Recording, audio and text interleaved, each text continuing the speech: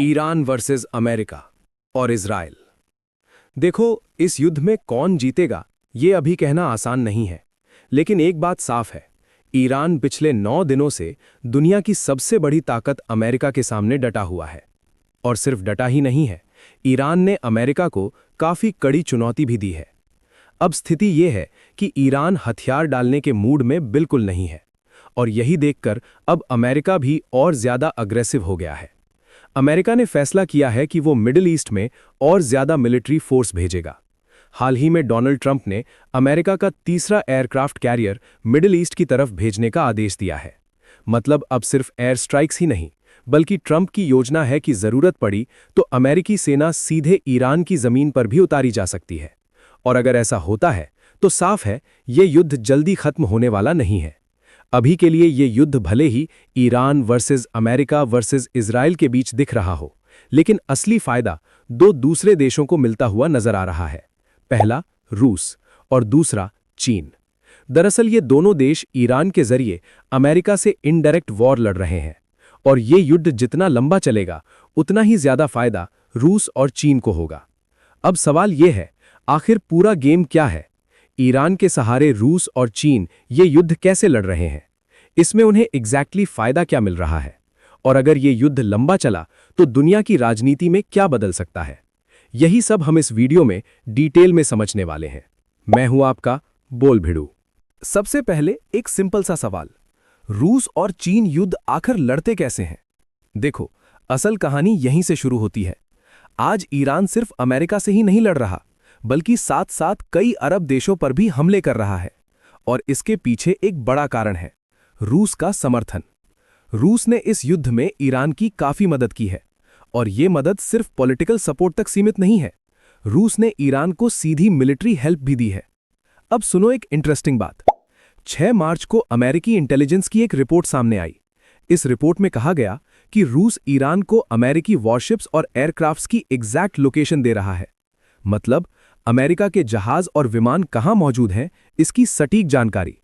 सिर्फ यही नहीं, रूस ईरान को हाई क्वालिटी सैटेलाइट इमेजेस भी दे रहा है, और इन्हीं इमेजेस का इस्तेमाल करके ईरान अमेरिकी बेसों पर ड्रोन और मिसाइल अटैक्स कर रहा है। यहां तक कि कुवैत में मौजूद अमेरिकी सैनिकों पर जो हमला हुआ था, उसमें भी ईरान को रूस की मदद मिली थी। रूस ने खय्याम नाम के ईरानी सैटेलाइट को लॉन्च करने में भी मदद की थी। और अब ईरान इसी सैटेलाइट की मदद से अमेरिकी बेसों की लेटेस्ट इमेजेस हासिल कर रहा है। कुछ रिपोर्ट्स तो ये भी कहती हैं कि इस साल फरवरी में ईरान और रूस के बीच $589 मिलियन की एक सीक्रेट डिफेंस डील हुई है।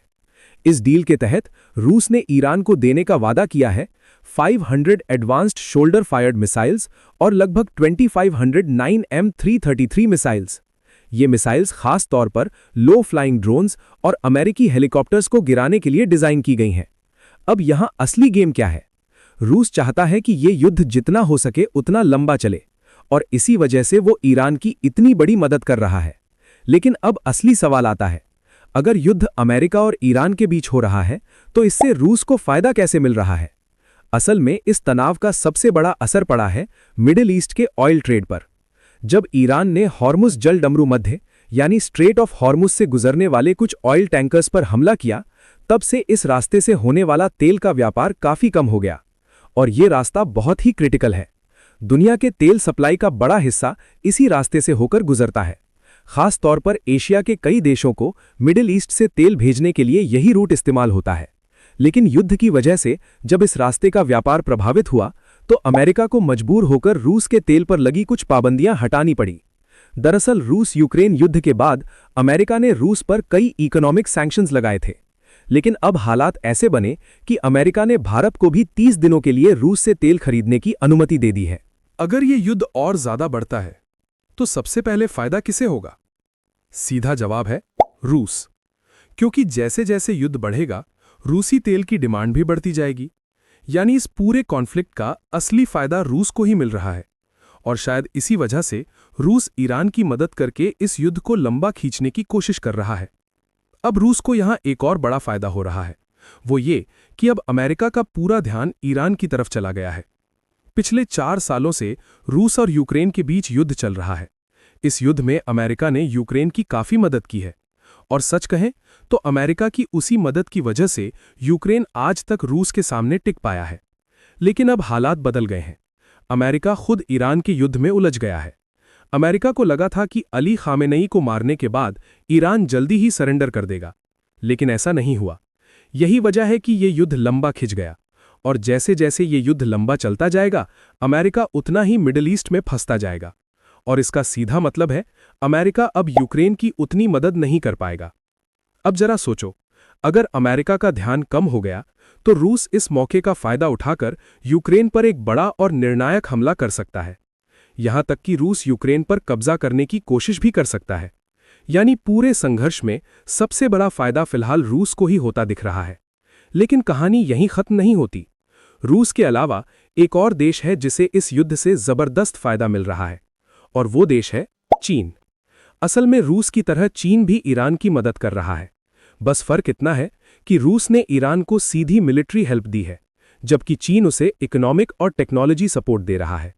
चीन ने ऑफिशियली इस युद्ध में न्यूट्रल स्टैंस लिया है, लेकिन उसकी ईरान को मिल रही मदद किसी से छिपी नहीं है। आज ईरान की सेना नेविगेशन के लिए बेइडू नेविगेशन सैटेलाइट सिस्टम का इस्तेमाल कर रही है, और पिछले 1 साल से ईरान इसी चाइनीज नेविगेशन सिस्टम का इस्तेमाल कर रहा है। अब एक और इंटरेस्टिंग बात सुनो। चीन ईरानी तेल का सबसे बड़ा खरीदार है। अमेरिकी सैंक्शंस के बाद पिछले 10 सालों में भारत सहित कई देशों ने ईरान से तेल खरीदना कम कर दिया, लेकिन उसी समय चीन ने ईरान से तेल की खरीद काफी बढ़ा दी।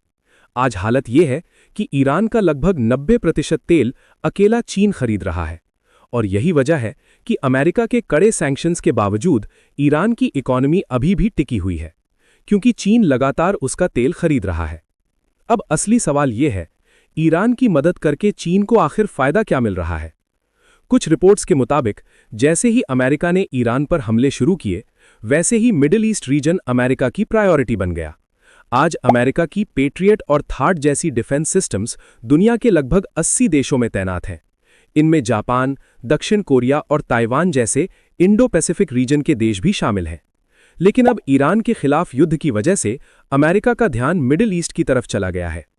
इसी वजह से अमेरिका ने ताइवान के लिए $13 बिलियन का डिफेंस पैकेज जारी किया था, लेकिन फिलहाल उसे होल्ड पर रख दिया गया है। अब यहां एक बड़ा जियोपॉलिटिकल एंगल है।